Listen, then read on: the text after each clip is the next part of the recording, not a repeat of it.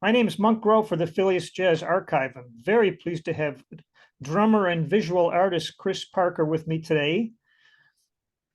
I feel like if I was introducing your father, I'd say the same thing, except I might say visual artist and drummer. Right. Is that a fair statement? It is indeed. I don't have an original thought in my head. I just sort of copied what my father did, which was playing drums along with records and painting and drawing. And But I, am I correct that your brothers then copied you? well, I think we all copied my father. At least three out of the five. Uh, Three other brothers, Tony, Eric, and Nicholas, are all professional drummers or involved in the music business in some way. And one brother is purely an artist, although he's a great musicologist. I often ask him, who's playing on this record? It was Toots and the Maytals from 1963, and he'll tell me the whole personnel and where the studio they recorded in and everything. He's very knowledgeable about music, Mhm. but doesn't actually play drums. It seems like you grew up in an incredibly creative atmosphere. Yes, indeed. Did it affect, did the visual art some kind of affect the music in some fashion? Absolutely, they're totally entwined, and I've always related the two things together. And sometimes I look at a painting and like let's see, for an example, like a Vasily Kandinsky painting, and I look at it and I say, man, that's Elvin Jones to the max. That's like totally how Elvin Jones would paint if he painted. Or I look at a painting. I listen to a drummer like my friend Steve Gadd, and say, man, that is like photorealism. That's like Chuck Close. He's so perfect, and his technique is so precise, and he's got such conviction. It reminds me of a certain artist. So for me, the two things have always been totally intertwined. And when I'm drawing, I'm thinking about music, and when I'm drawing or painting, I'm thinking about music, and when I'm drumming, I'm trying to visualize uh, perspective and a vanishing point and textures and uh, putting different colors into the music. So the two things are completely intertwined as far as I'm concerned. I was watching a video that was connected to a recent trio record, and I almost had to wind back a little bit because you were using terms, you were talking about the music, but it sounded like you were talking about art. Yeah. And so I really rang a bell with me, as Lester Young might have said, because I used to work in aesthetic education, and we were always trying to find those connections. So to hear Uh-huh. you say that, I just thought was terrific. Oh, great.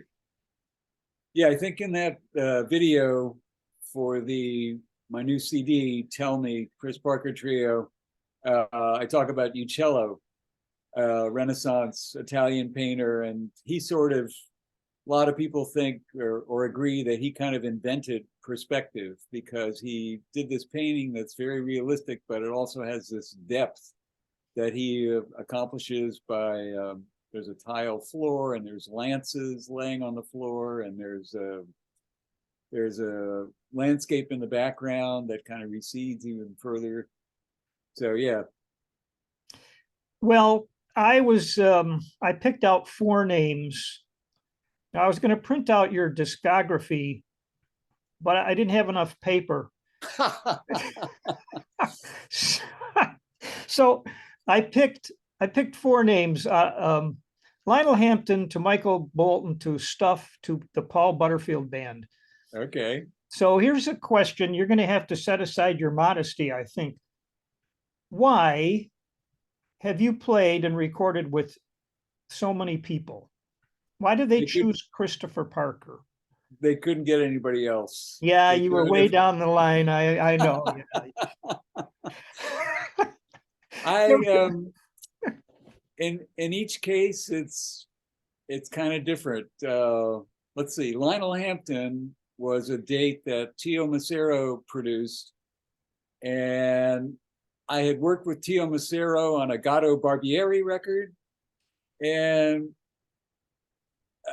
he didn't scare me. He was always kind of tempestuous. You know, he had a temper, and his face would get red, and he would yell at. I saw him yell at people, you know, who missed an eighth note in the second bar or something, you know, and but I wasn't fazed by him on that. That's the only thing I can think of. And I got a call for this Lionel Hampton date, and I was thrilled, you know, because Lionel Hampton's records were things that I listened to as a kid and played along with, and I always loved Flying Home and Gin for Christmas and Ring Them Bells, and I saw him live a bunch of times, different concerts and theaters and stuff, and I was always knocked out by him. So this date, I think Grady Tate is on one side and I'm on the other side. And my side is with great bass player Anthony Jackson, and we had worked together a lot. And Joe Beck on guitar and Bobby Scott on piano. So Lionel was great, and we got along. And I, of course, you know, told him how much I admired him and how much I listened to him as a kid and everything. And it was wonderful. Other than that, I don't know why I got the call. You mentioned Paul Butterfield. I was living in Woodstock, and I initially moved there to join a rock band. And then after the rock band, we did one album and broke up. Then I stayed around Woodstock and played with a lot of different people, like a gospel group, a country group, a jazz trio, another rock band, a bunch of different groups. But there's only, at that time, there's only so many places to play in Woodstock. And I always noticed this guy standing in the background with a fur hat, big fur hat. You could only see his face, and he had this giant, like an Eskimo fur hat on. And I thought, yeah, typical, you know, character in Woodstock. I had no idea it was Paul Butterfield, and he had been checking me out in all these different contexts. And then one day I got a call from him, and I thought, yeah, right. And I hung up.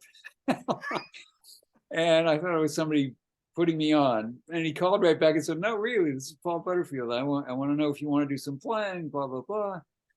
And that's how he inducted me. And this wasn't Paul Butterfield Blues Band. This was a new thing that he wanted to put together with Jeff Moldar.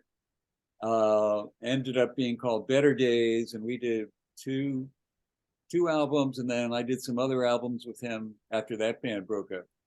But he was wonderful, very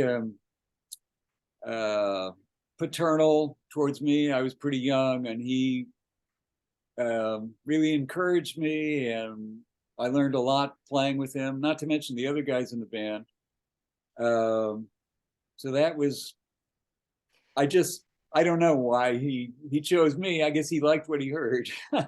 Well, in a general sense, I'm thinking of a big picture. I know Okay. that musicians get a lot of gigs from referrals, and let's say it's a given that, you know, Chris Parker's he's a good drummer, but there must be something else that you would rise above all the other fine drummers, maybe what you bring to a session or what you don't bring. Can you work with that question? Sure.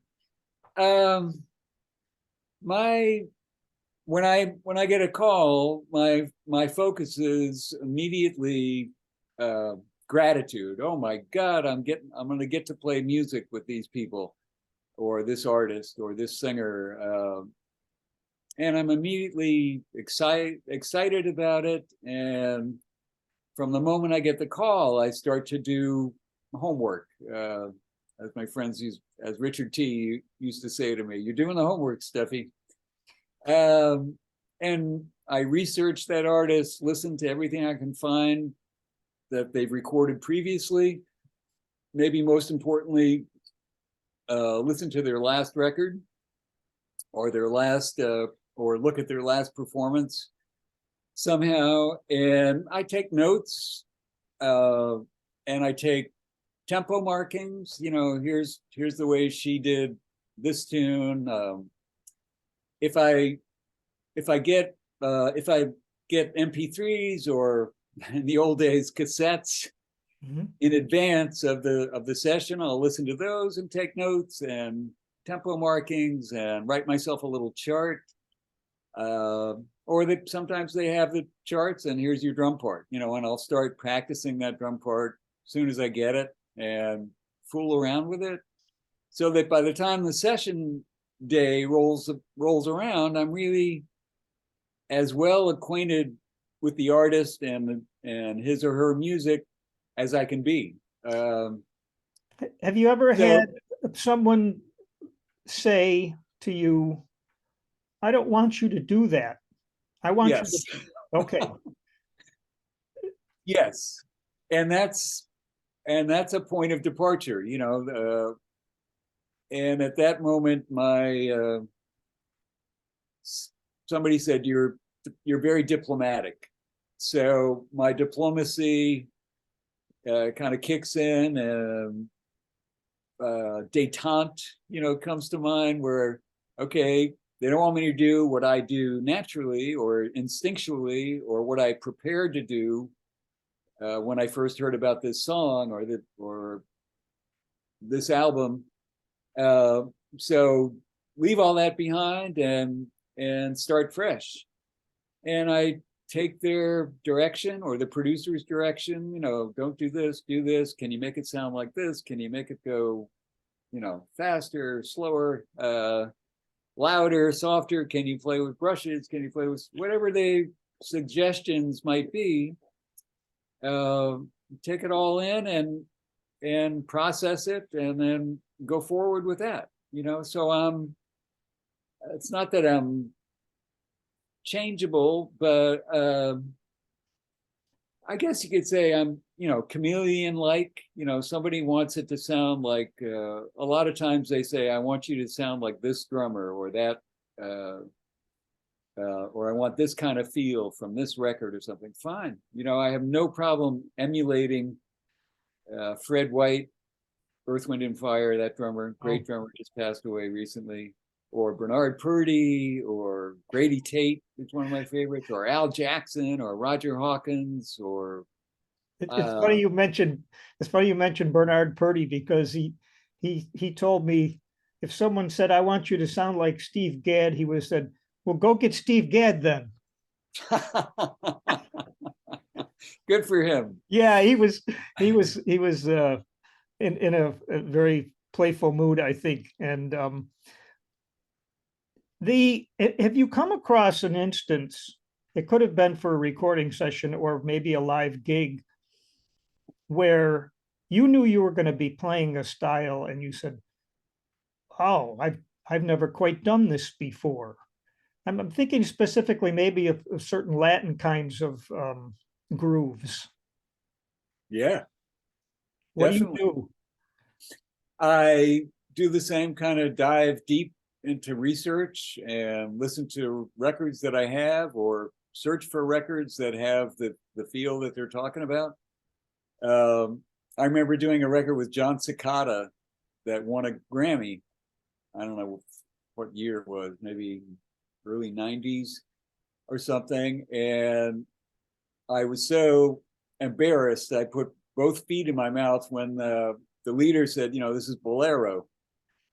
And I said, okay, Bolero, I got it, and started to play like Ravel's Bolero. And he said, no, Bolero. And it's just bum, don't, oh, don't, just a Latin, very simple Latin feel like that. After that session, I did a lot more research into the songo and samba and all the different Latin feels I could find, and really researched and studied with Sammy Figueroa, who was in the Brecker Brothers. Had him show me beats, and a couple of other great percussionists. I said, show me this, show me that.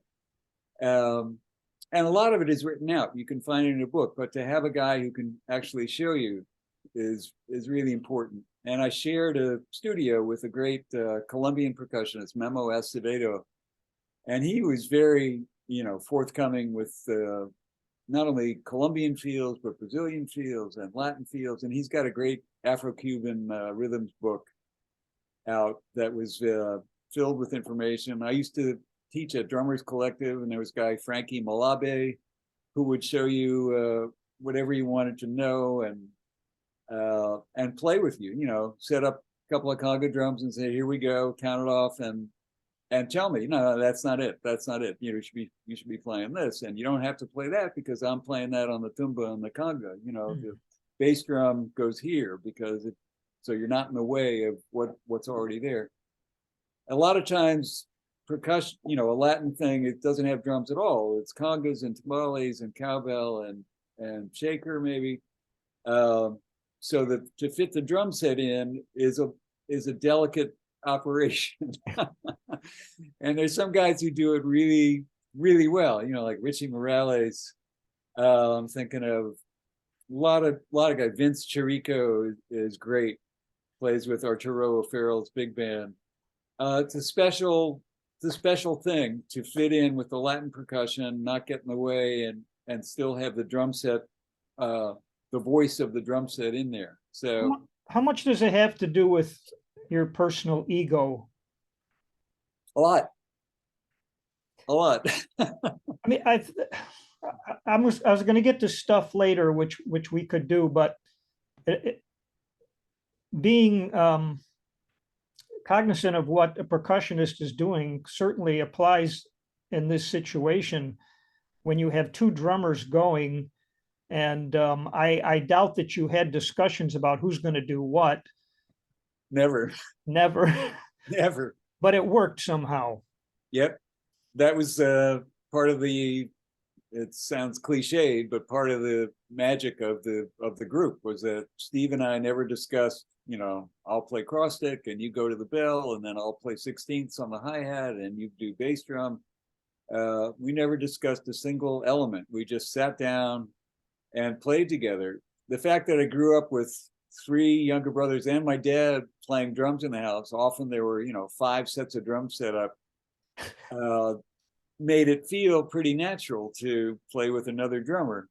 And I had done recordings. There's a Sanborn record with me and Rick Murata playing drums, double drums, and I did a tour with Boz Scaggs with Jeff Porcaro for the first month of the tour, playing double drums with Jeff Porcaro. So the thing with Steve was great. We just hit it off personally and hit it off musically, and it was part of the attraction of the group that, 2 drummers, but it wasn't super loud, and it wasn't, we weren't stepping all over each other. And you could say the same thing about the 2 guitarists. Yeah. And I mean, how can a group with 2 guitar players and 2 drummers and a bassist and multi-keyboardist not be busy? And well, the proof was in the records, I guess. Yeah. Everybody in that group was very cognizant, to borrow your word, of what the other guy was playing. And nobody was like suppressing their ego, especially, but everyone wanted Gordon always equated it with a football team. Everybody's got a job to do. You're the safety, you're the center. He was the quarterback, of course, but this guy's going out for a pass. This guy's going to do blocking. This guy is going to do a Hail Mary. This guy, all the football analogies really work because that's how the band worked. We really chose an area and made that our turf individually. So yeah, Eric and Cornell never got in each other's way, always complimented each other, although each guy, got solos. Same thing with Steve and I, we each got drum solos, but when we were playing as a unit, everybody was very respectful of the other guy's turf. And it was that way. I'm sorry. Go ahead. It was that way personally too. Nobody interfered with anybody else's offstage life, but we were all supportive of each other in our offstage life, and that really became exaggerated once we hit the stage. We were totally supportive of each other. I'm glad you mentioned Gordon Edwards, because this morning, actually just before I started this session with you, I got up that tune, Love of Mine. Uh-huh. I almost had tears in my eyes. Yeah.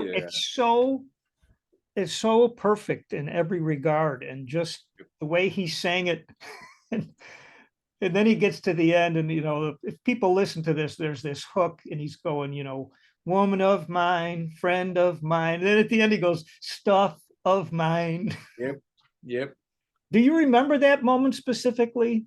Absolutely. He was, I had only heard him sing, a bar here and a bar there. I never heard him sing a whole tune like that.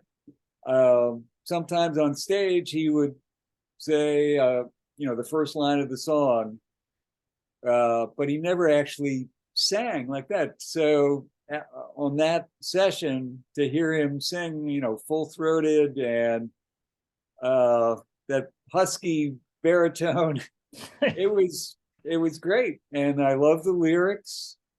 And there's a bass player around the city named John Montagna who does a version of Love of Mine, and sings and plays bass. Great bass player. And I heard his version, and it brought it all back to me. Gordon singing like that. Richard sang too. He sings one called I Need Somebody to Love. And also very poignant. You hear this big guy singing these very sensitive words. I love that. So how did your mother feel about having 5 drum sets in the house? She was accepting, but one of my favorite moments was we had 5 sets going, me and Tony and Eric and Nicholas and my dad all playing. Or actually my dad wasn't there. He was off in his studio, I think. But the four sets of drums were going, and my mother was playing piano, and we're playing Willow Weep for Me. She was pretty good. And something else she would play, When Sunny Gets Blue. But the 4 guys, I think I might have been 15, and then the ages, range on down. And everybody was into Led Zeppelin and John Mayall and the Heartbreakers and the Beatles and the Stones and stuff. And we're banging away on Willow Weep for Me. And my mother turns around from the piano and said, "What about brushes?" So she was very understanding, and there were a rare instance where she would say, "No, could you hold off a minute?" I would get home from school and say, "Mom, can I drum?"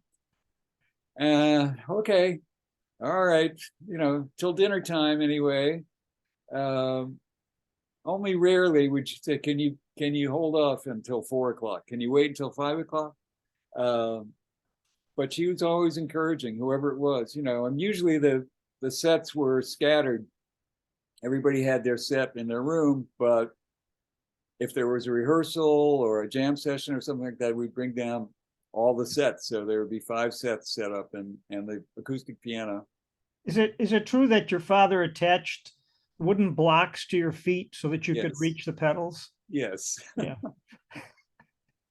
And I was playing along with Lionel Hampton records and Benny Nice. Goodman records and Duke Ellington records and Count Basie and Monk, whatever I was listening to. And you stated in some of your bios that at age 11 you were playing for strippers. Yep. And that it opened your eyes. It opened my eyes musically and anatomically. I assume you played Night Train on occasion then. Oh yeah, definitely. Was there a point, I'm often curious with professional musicians who've had uh, significant success, if there was a point when you were young that you made a conscious decision to go into the field, or to just like sort of happen? No, it's what I wanted to do from an early age. I mean, as soon as I could read, I was reading the backs of the albums or reading the labels on the 78s that my father had. And I was just fascinated. You know, usually somebody's liner notes, Orrin Keep News or George Avakian or Nat Hentoff or something, you know, and I would read the whole thing beginning to end and then read about the session if they had session details and then look at the credits, you know. Oh my God. Tony Williams on drums, Joe Jones on drums, or whoever the drummer was, Elvin Jones on drums. Uh, and I wanted to see my name on drums.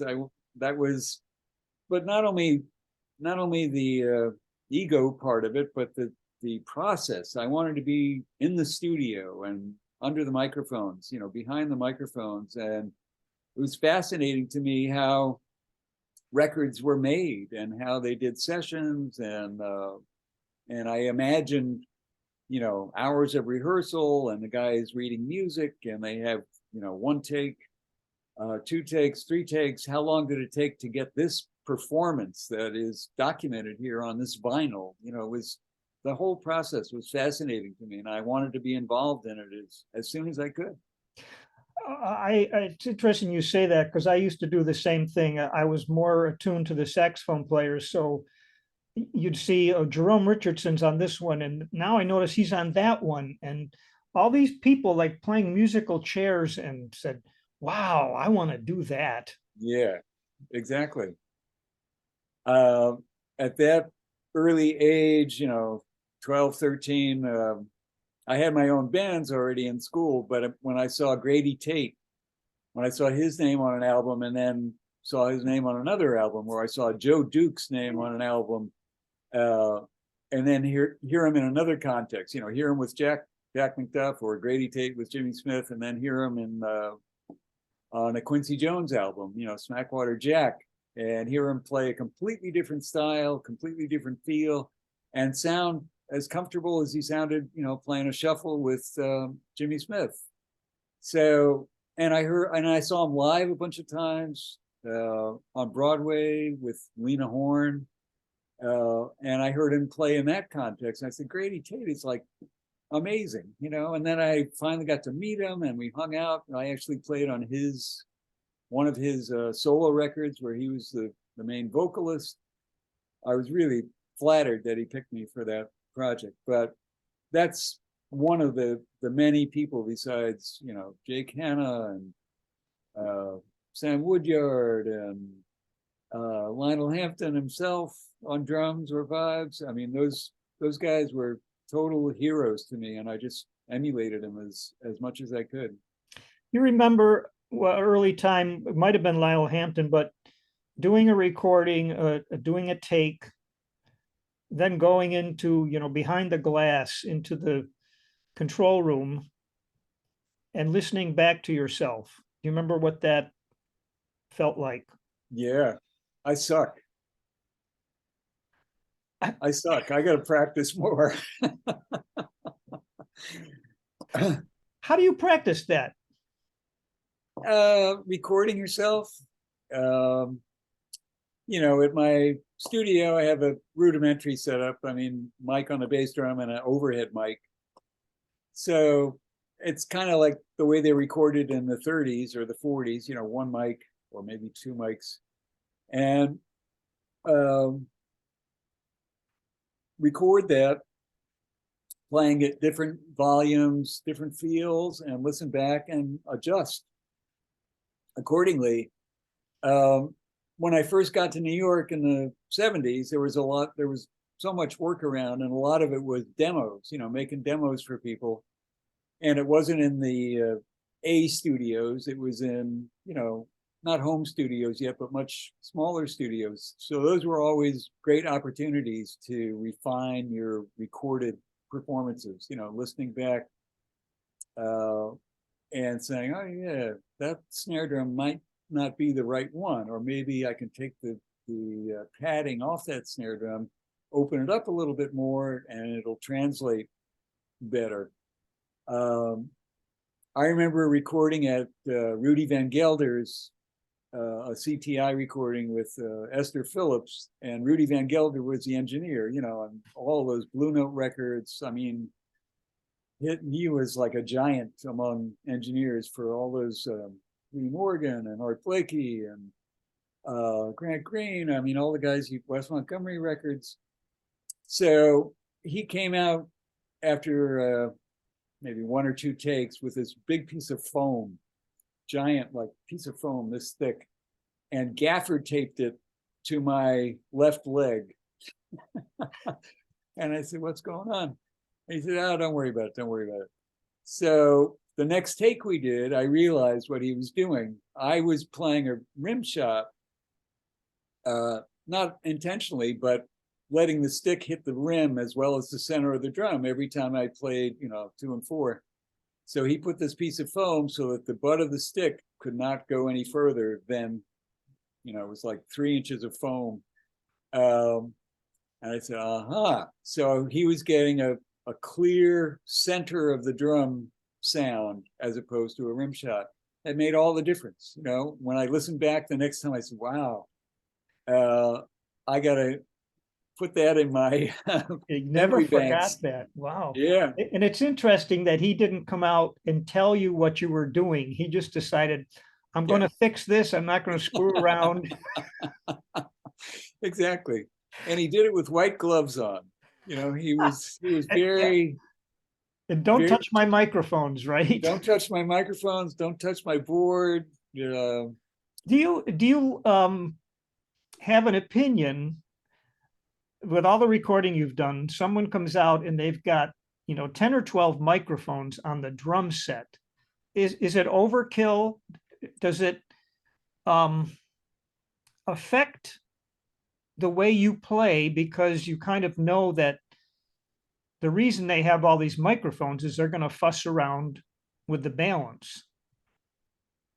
I understand the engineer's perspective. He wants to have, you know, choices: bottom of the snare drum, top of the snare drum, each tom-tom, overhead cymbals.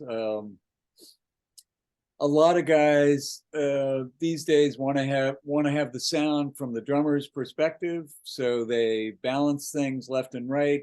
So when you listen back to it, you're a right-handed drummer, you're hearing the hi-hat on the right side and the right cymbal on the left side, which is fine, you know. But I think 10 or 12 microphones is overkill as far as I'm concerned. If you have the right microphone and the right distance from the drum, you can get a great sound, you know. And I worked with Al Schmidt a couple of times, with Tommy LaPuma. He was a master at microphone placement and the right microphone for the right drum. And it wasn't 10 or 12 microphones. It might have been 6, you know, one on the bass drum, one on the snare, and overhead. He sometimes mic'd the hi-hat. He sometimes didn't mic the hi-hat. Really depended on the tune. A mic on each tom-tom, but sometimes he would reduce it to just one mic between the 2 toms and one mic on the floor tom, or one mic between the 2 floor toms. Really depended. If it was a ballad, you know, he could get away with less microphones. So 10 or 12 is probably overkill, but it gives the engineer the choices. You know, he doesn't have to use them all, or he can mix them and match them. Yeah. A little of this and a little more of that. And I understand the not only the need to do it for their ultimate result, but technology is very seductive. You know, it's tempting to have all that at your fingertips. Same thing with Pro Tools. You know, to have all that ability to edit and cut and paste makes it amazing what you can do. Yeah. I had a moment in the studio once. I wonder if you had a moment like this. The first time I saw tape sliced with a razor blade, and hooked back together. And I said, what is that? This actually works? Yeah. No, it was amazing. There's some great tape operators and engineers, who were amazing with the razor blade. And it's a crucial, very scary moment when you see the razor blade cut the 24-track tape or 16-track tape back in the days, and then put it back together and say, oh my God, it sounds okay. I even saw a guy who was working with Phil Ramone on a production at A&R slice just a corner, just a square out of a 24-track tape. So not just a razor blade, but like an X-Acto knife, like a little quarter-inch square of tape, and then replace that. Somebody hit a microphone or something, and there was no other way to repair it than that. He And it worked. sliced, he put a piece back Into the 24-track tape. It was on a Phoebe Snow record. And I can't remember the tape op's name. He said, no, I'll do this. I'll fix it. And he had an X-Acto knife, and a little quarter-inch square, slice that out of to locate it for one thing. It was amazing, but it worked, He got rid of the unwanted noise. Well, you have led your own groups, and I wonder if you play differently when you are leading a group than when you're not.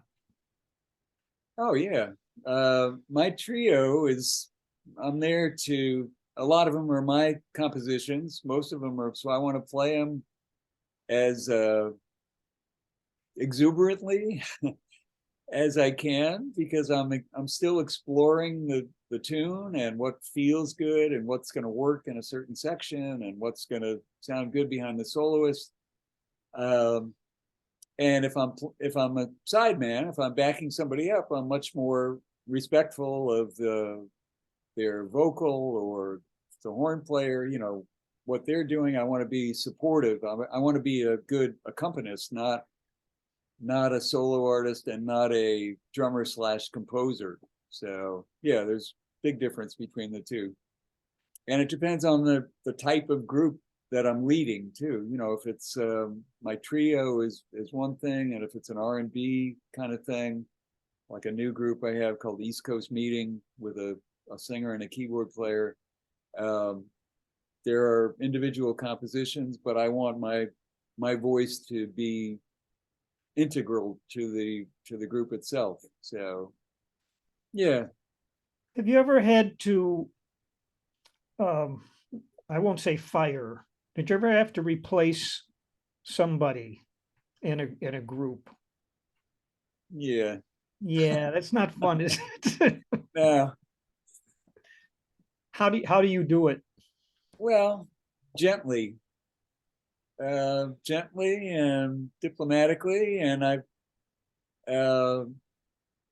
sometimes it's beyond my control. Somebody else wants this player substituted, and they have their reasons, but it's up to me as the leader to not sugarcoat it, but diplomatically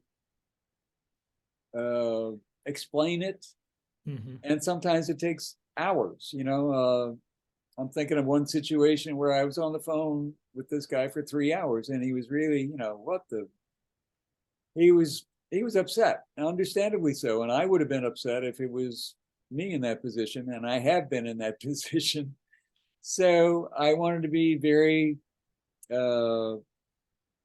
sympathetic and empathetic to his feelings, and make sure that he understood where I was coming from, and tried to make it clear that it wasn't a musical, it wasn't my musical choice.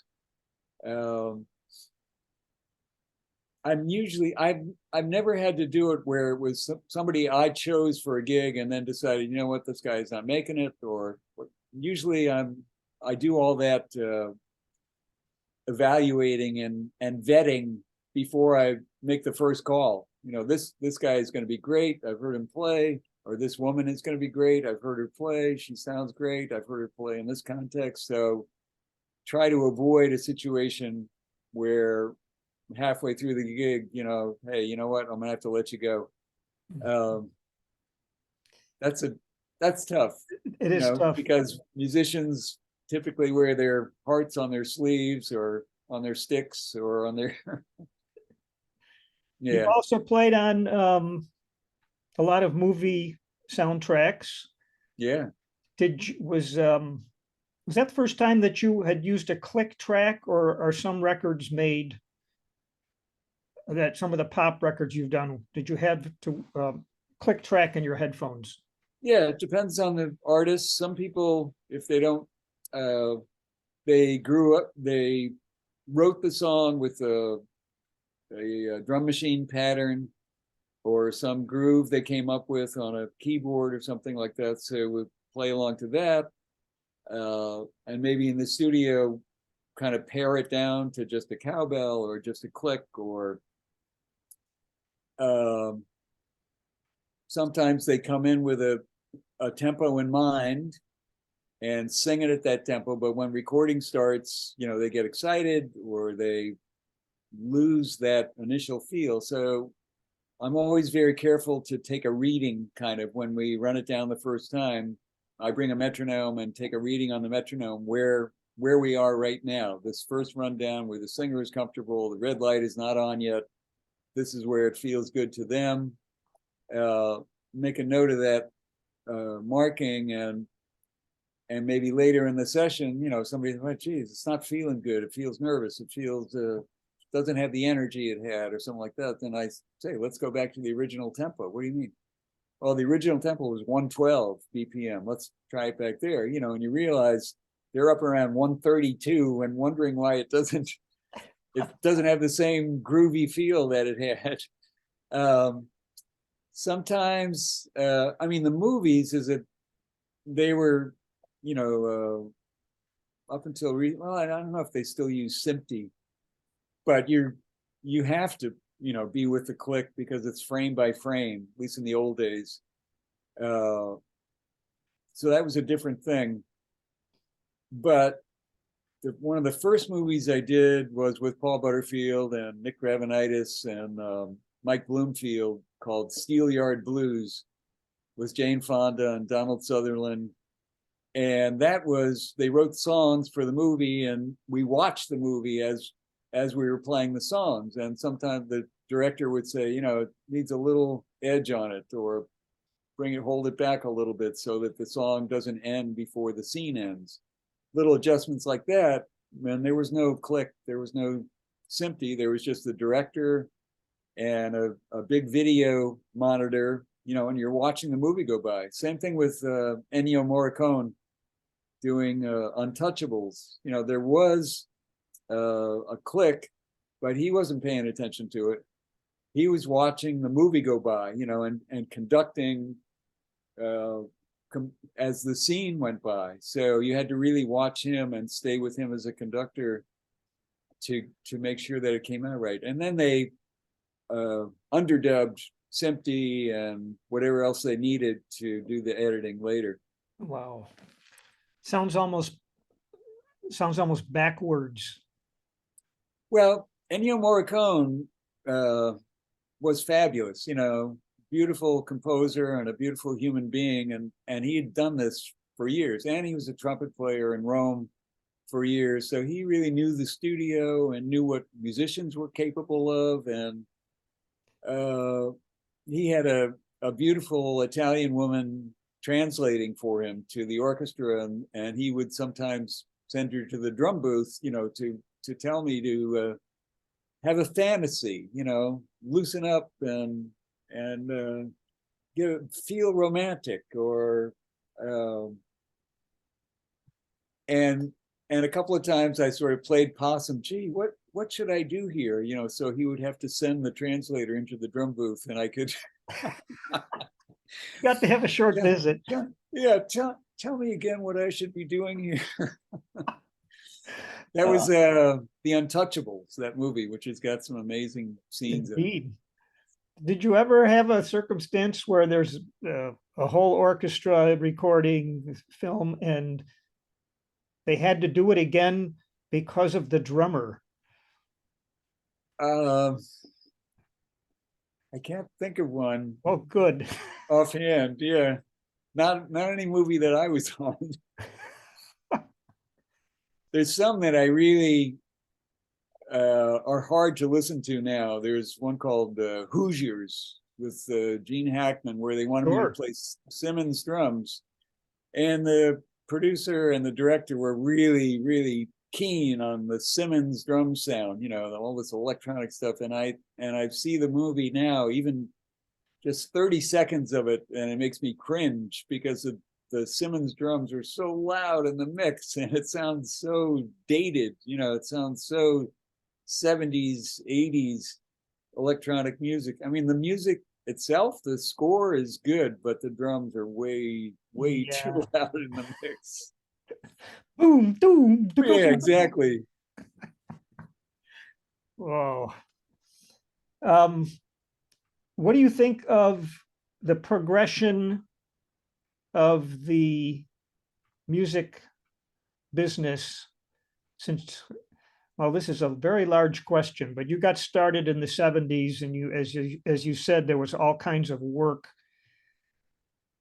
What do you think a young musician now faces, and is any advice for them?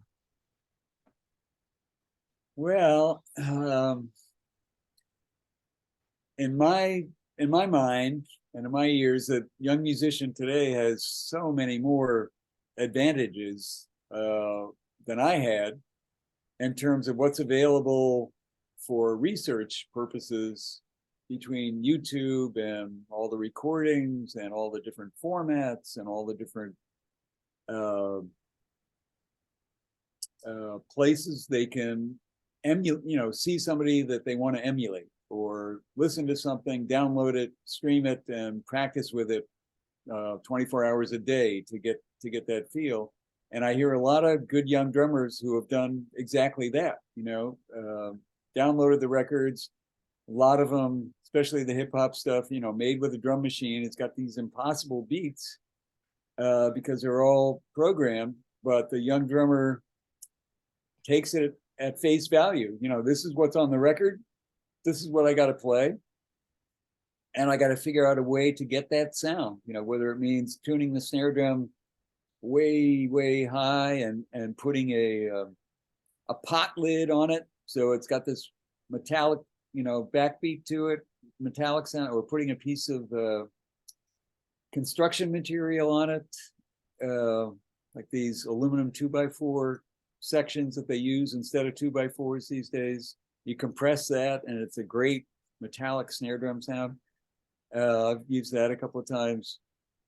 And ridiculous little tiny electronic hi-hat parts, where they're playing 64th notes. But the young drummer today says, all right, that's what I got to do. The same way I did from listening to music of the 60s and 70s, emulating whatever I heard on the record, figure out how they did it.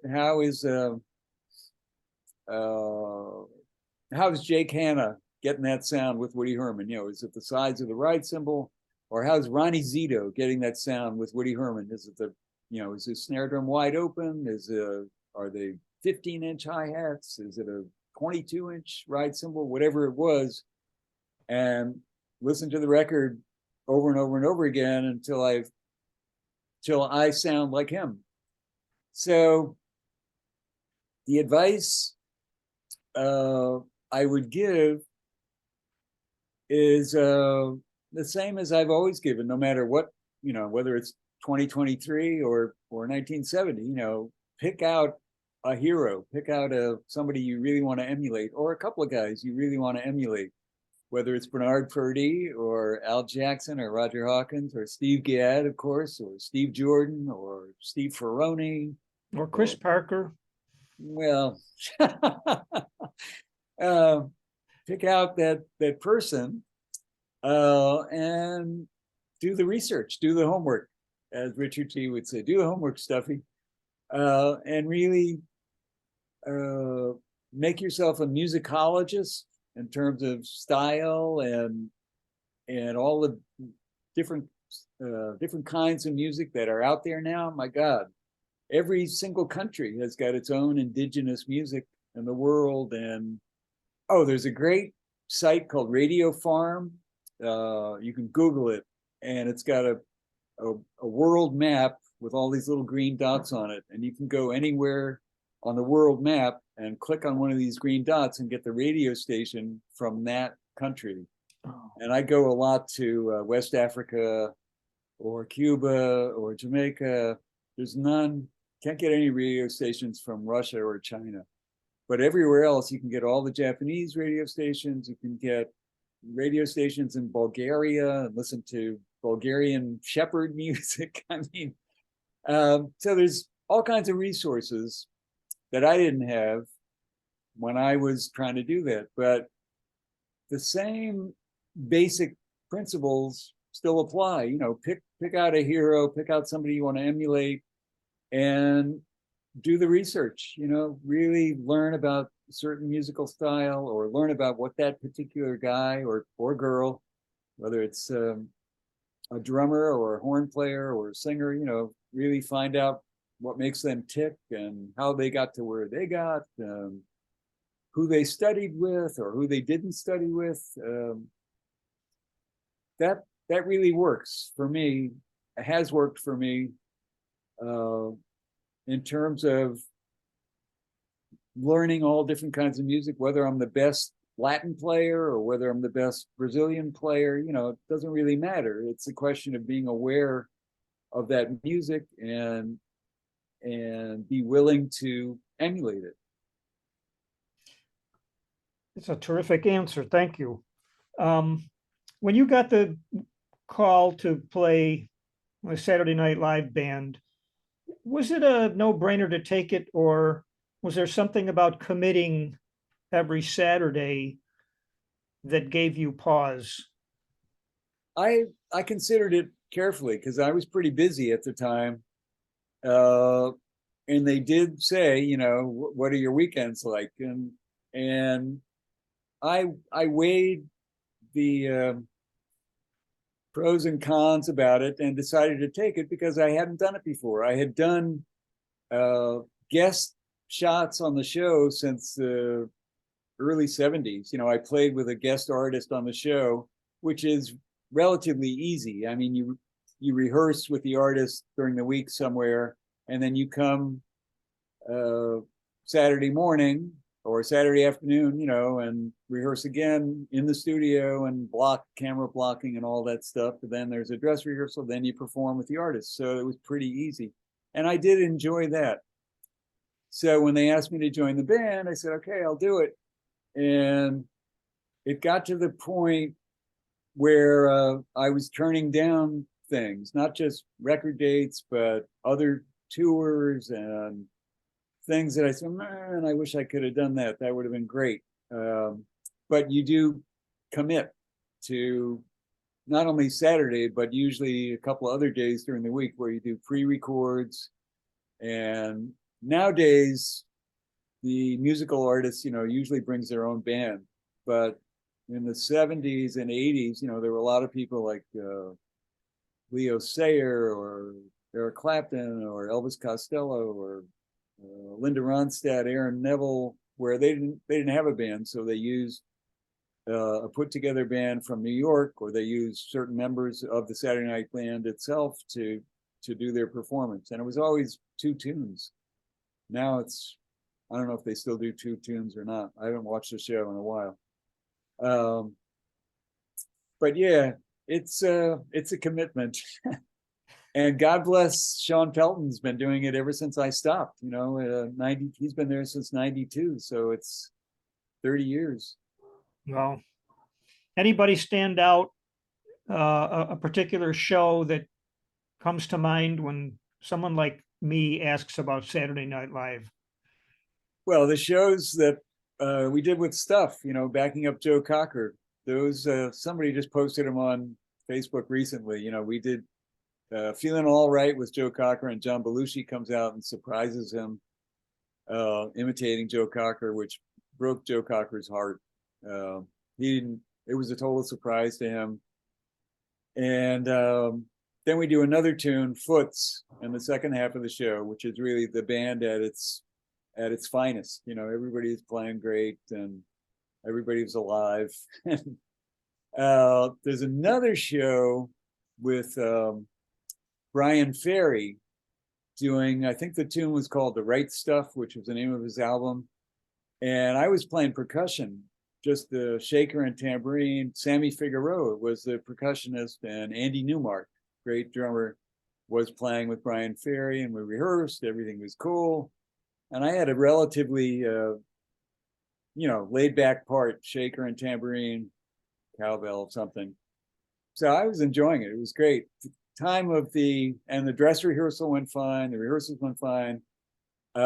Between the dress rehearsal and the actual air show, Sammy Figueroa went outside, went to get a breath of fresh air, and he couldn't get back into the building. I don't know if he forgot his ID or somebody wouldn't let him back into the building. So it's 11:59 or something. The band is about to go on, and Brian Ferry said, "I need that conga part. I need this percussion part." And Sammy had a setup of 5 drums, 5 congas, and I'd been digging him all week. So he said, "Can you play the conga part?" And I said, "Sure." So I played this conga part, and literally 10 seconds before air, I spotted Steve Jordan in the audience, standing on the floor. And I said, "Steve, come on up." And gave him the part that I was playing, a big shaker and a cowbell and a tambourine. I said, "Play, we're going to do that." But it's air, red light went on. So I'm playing this conga part that was killing my hands. My hands were like 2 pork chops after that. And Steve is playing shaker and tambourine, and we're looking at each other during the thing. And Andy Newmark is like, "What the?" But it came off. So that was a very, very exciting show, to say the least. Wow. Let me talk about, I went to your website that was just for your visual art, and I scrolled, it said sketchbooks. And I scrolled down, I said, "You have almost as many sketchbooks as you do LP credits." That's a great idea. And it made me think of, you're probably aware that both Milt Hinton and Joe Wilder carried a camera with wherever they went. And they have just those kinds of pictures that no one else would get. And I was wondering, with all this question I have found the answer to. How did you find time to paint like this? And you take it with you, is that correct? Absolutely.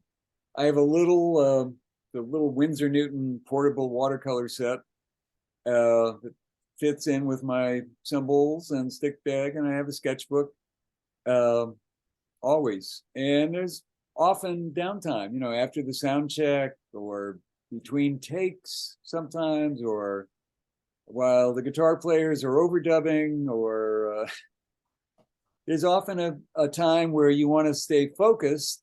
You don't want to lose the momentum or the continuity of the session.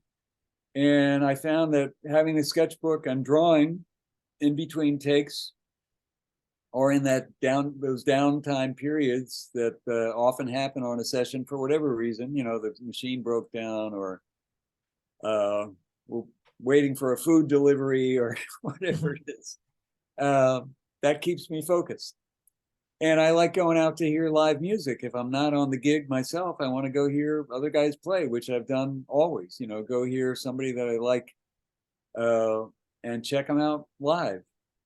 So I mentioned Sean Pelton. I just saw him a couple of weeks ago with a great bass player, Richard Hammond, at some place in Soho that I'd never been. And I had a good sight line and got out the sketchbook and did some things of them. It was hard to see everybody, and people got in the way and stuff, but it's keeps me sort of concentrated on the music, and the bar, the waiter knows, don't bother this guy. He's clearly involved in something else. I'll just stick with my seltzer and lime, please. I don't want Yeah, it works for me to have that alternative, the hand-eye, keep the hand-eye coordination flowing until the next take. Where do you get inspiration from for your musical, your original compositions? A lot of different places. Um, Other people's tunes, something I hear somebody say in the street sometimes, or bird calls, or sometimes I'm sitting at the piano, and I come up with a bass line that it's kind of cool, and I say, oh, this could be something. So I make a voice memo of it, and maybe nothing happens, but maybe a week later I listen to it and say, yeah, that was a cool idea. How about this? I'll add a couple of chords here, and sometimes a tune is built that way. Sometimes I write lyrics, that don't ask me to sing them, but I write them, and sometimes they will inspire the whole tune. I'm singing the lyrics to myself, or that becomes the melody, but then the tune is sort of written around that form. Here's two verses, a chorus, and a bridge, and another verse, and two choruses. So that kind of denotes the form of the tune and gives me a melody and a bridge. It's always something different. There's a lot of composers that I really admire, Duke Ellington and Monk especially. And I'm often inspired by one of their tunes, or like on this new album, Let's Cool One is one of my favorite Monk tunes. So I did a calypso version of it. Calypso. Uh-huh. Oh, yes. Have you ever had, this is sort of a change of subject, but have you ever been at a high school jazz gathering of big bands and watched the drummer who was so concerned with playing every possible thing written in his drum part? Yes. And if you had a chance to say something to that drummer, what might it be? Or the director, actually. I would never say anything to the director or the drummer unless the drummer sought me out, which has happened a couple of times. Hey, I saw you in the audience. What did you think? And I'll take them aside and tell them exactly what I thought. In the case I'm thinking of, your time is great, and you're reading all the figures great, but in doing those two functions, you're kind of missing the big picture. The big picture in this case was the dynamics. He started out at a certain dynamic, and it never changed. I said, you gotta tell a story about this music. There's an intro, there's a vamp, then there's a verse, then there's a chorus, then there's a release, then there's a bridge, then there's a breakdown. There's all these different sections, and you're in control. You're driving the bus. You are the engine that's driving the rest of the band. So you got to let them know you want to go fast, you want to go slow, not fast or slow, but you want to be mezzo piano, you want to be mezzo forte. Do you want to, hit this section with triple forte and then come back, subito piano in this next section, sforzando here. You got to really put out those signposts so that the rest of the band knows what to do. They've got dynamic markings too, but you're the one in control of those dynamics, as well as the director, as well as the conductor. I have a feeling, this is just a guess, but that you were aware of almost all that material that you just mentioned by the time you really started playing out. Is that a fair statement from your Yeah, listening? I didn't know the Italian words for it, musical words, but I knew crescendo and decrescendo and diminuendo and crescendo and blue, that Duke Ellington tune from a Live at Newport concert. Those are the first two ones that I learned, and listened to that record over and over and over again with Paul Gonsalves, 40 choruses on the blues.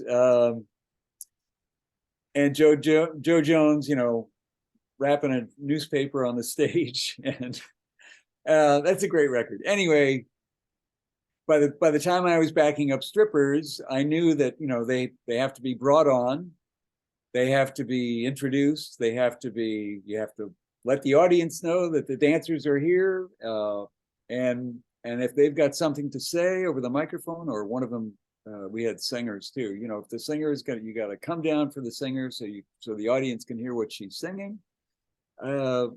Those things I learned, pretty soon from playing with that band, and adapted it to everything I did subsequently.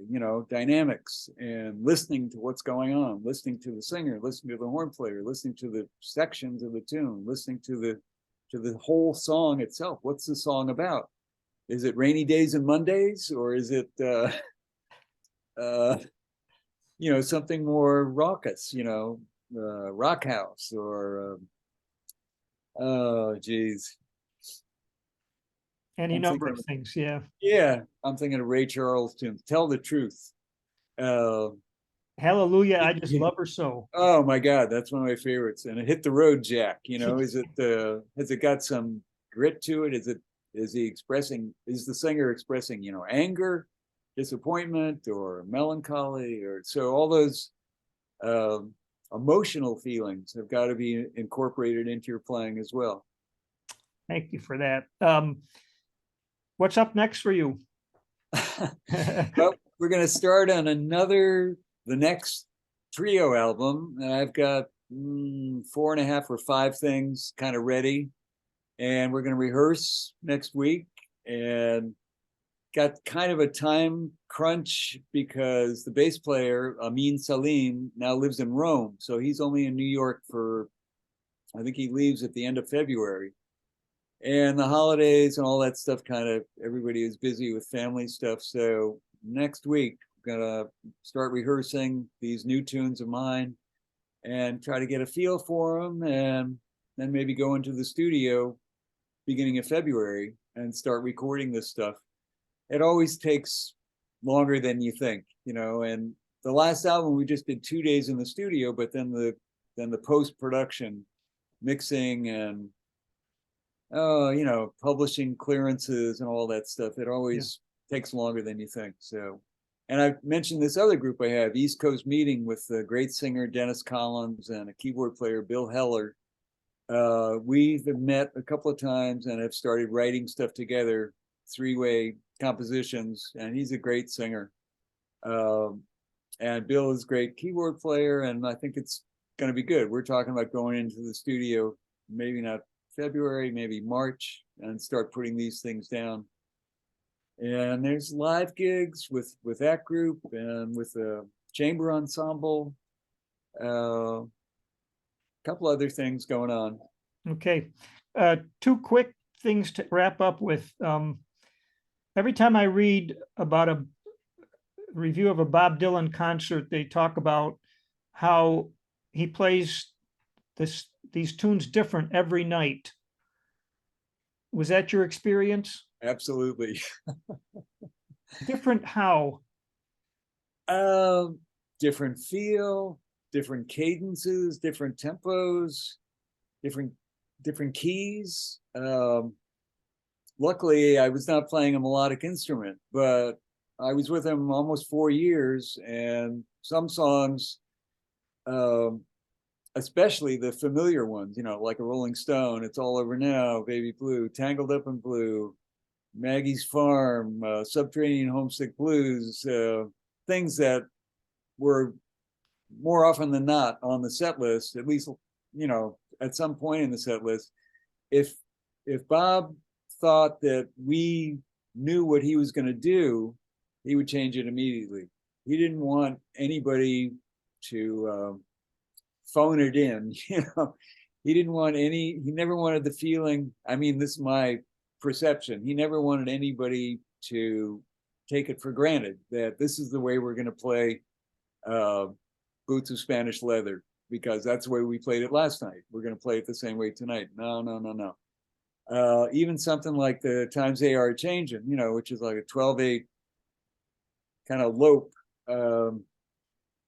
usually. But if he thought that we um, were expecting that, he would put it in 4/4, or he would put it in. Uh, he would change the feel or change the key, so that at least bass and guitar, you know, had to adjust and get their bearings quickly to keep up. Well, how did he make it known? Did he play something on the guitar to set it up? Yeah. Or at that time, he was playing mostly electric or acoustic guitar and harmonica. You know, now I understand he plays more keyboard. But at the time I was with him, it was always guitar or acoustic guitar. Um, and you would have to watch, you know, and listen carefully. Oh, we're not in G tonight, we're in B flat. Or he took it down a step, or he took it up a half step, you know, maybe he felt better singing it there, or lowered it a half a step to feel better singing. But God bless him, you know, G.E. Smith and Tony Garnier, or before Tony, Kenny Aronson on bass, you know, adjusted quickly. All right, here we go. You know, we're in a different key, and we're in 4/4 on Times They Are Changing instead of 12/8. So, Right. but he, you know, he would rarely make a sound check. So we would, you know, get sounds for the front of house guy mixer, and then Bob would be there for the show. So you never knew what to expect. And there were some, again, cliche to use the word magical, but some really magical moments, you know, especially when he was playing acoustic guitar and harmonica. That thing made you really appreciate what a fantastic, iconic artist he is, you know, and the songs themselves, the poetry in the songs is unbelievable. He's brilliant, you know, always was. All right. One last stuff related question. Did anybody ever misidentify you and Steve Gadd? Often. Often. Um, I was playing a gig. I don't remember the name of the club. It was on Amsterdam Avenue. It's not there anymore. And the drums are set up in the window facing the street. And I was playing with somebody. That's bad. I can't remember exactly who I was playing with, but we finished the set, and I played a little solo and took a break. And this guy who had been watching through the window out on the street came into the club finally. You know, he wanted to avoid paying the cover charge. And that's the first thing he said to me: "Sounding good as ever, Steve." So I took it as a compliment. You know, Yes, if you can indeed. sound like Steve Gadd, you're doing all right. All right. Well, you've been very generous with your time. And here's two quotes that I now agree with Okay. that Tom Hanks said about you: the hardest working man in show business. And from Tom Scott, the sweetest human being on the planet. Oh, So you can live on that for the rest of the day. At least I would. yeah, definitely. I appreciate your time, Monk. Thanks so much for having me on the show and for interviewing. This has been great. Well, good. I really enjoyed it, and I wish you all the best. All right. Same to you. Happy New Year. Same to you. All right.